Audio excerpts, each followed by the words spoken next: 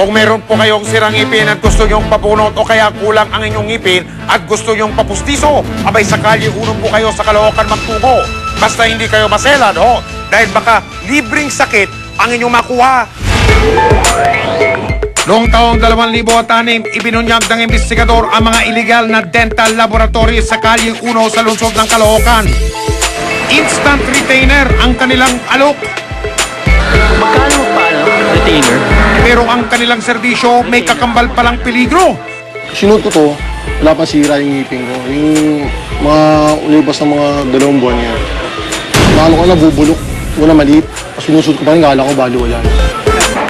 Ang mga nahuling lumabag, inaresto at sinampahan ng kaso.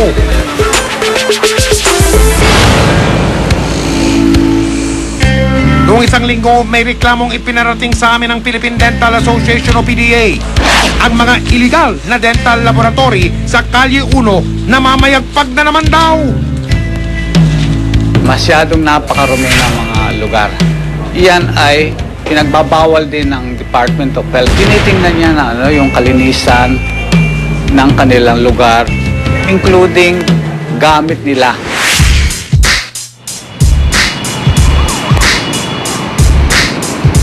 Kasama ang aming mga asset, muli naming binisita ang Kalye 1.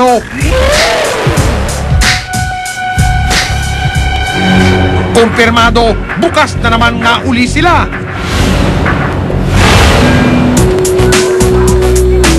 Una naming pinasok ang SureFit Dental Lab.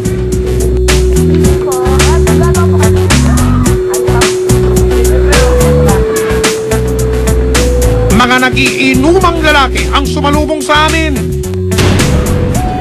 Tinanong ko po kung sino yung dentist doon. Sabi po niya, siya po yun. Nakita ko po, nagiinuman sila. Sa loob ng laboratorio, tumambad sa amin ang makakahalong gamit sa bahay at gamit sa paggawa ng ngipin. Kanino kayang brief ito? Sinukatan na nagpakilalang dentista ang aming asset, ni wala siyang suot na guwantes. Kaso yung panukat na ginamit niya sa akin, hindi naman niya hinugasan. Saka yung panghalo, madumi siya. May alak po siya, tapos napansin ko po yung damit niya, ang dumi-dumi, parang hindi siya naliligo. 1,000 piso raw ang halaga ng pustiso. Sa Gretchen Dental Lab kami sumunod na nagpunta. 2 lalaki ang inabutan namin. Marumi at wala rin sa ayos ang laboratorio. Magkakahalo ang gamit para sa ngipin, galon ng tubig. At teka, may napo na kami sa lalagyan ng gamit sa paggawa ng ngipin.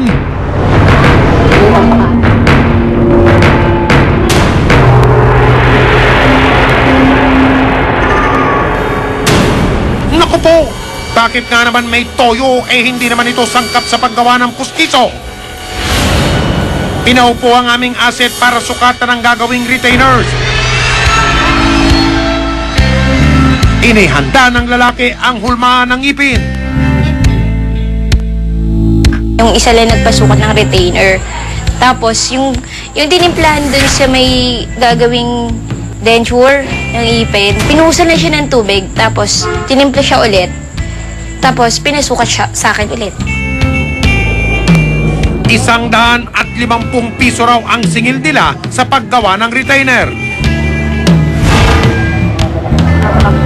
May ibang lalaki naman sinukatan ng isa pa naming asset para naman sa pustiso. 1,300 piso raw ang halaga ng pustiso. Hindi uso ang guantes sa kanila.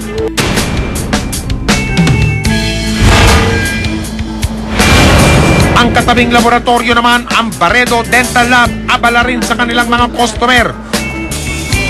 Gamit ang plies, tila minamanilang ang paggawa ng retainer.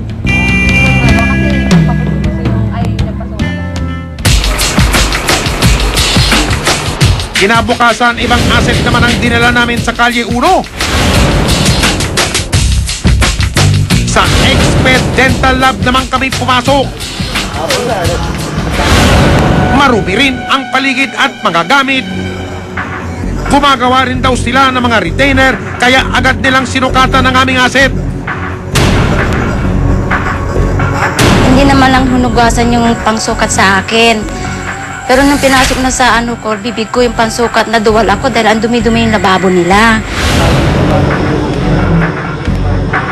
Sa katabing laboratorio naman pumasok ang isa pa naming asset.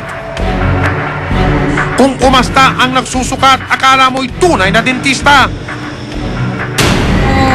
Nagsukat sa akin, yung kamay niya, wala siyang suit na gloves. Tapos yung kamay niya, lasang Clorox. Tapos pawis na pawis siya.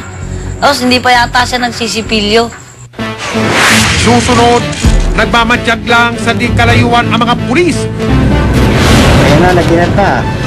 Tara, pare. Umayos ka! Umayos ka!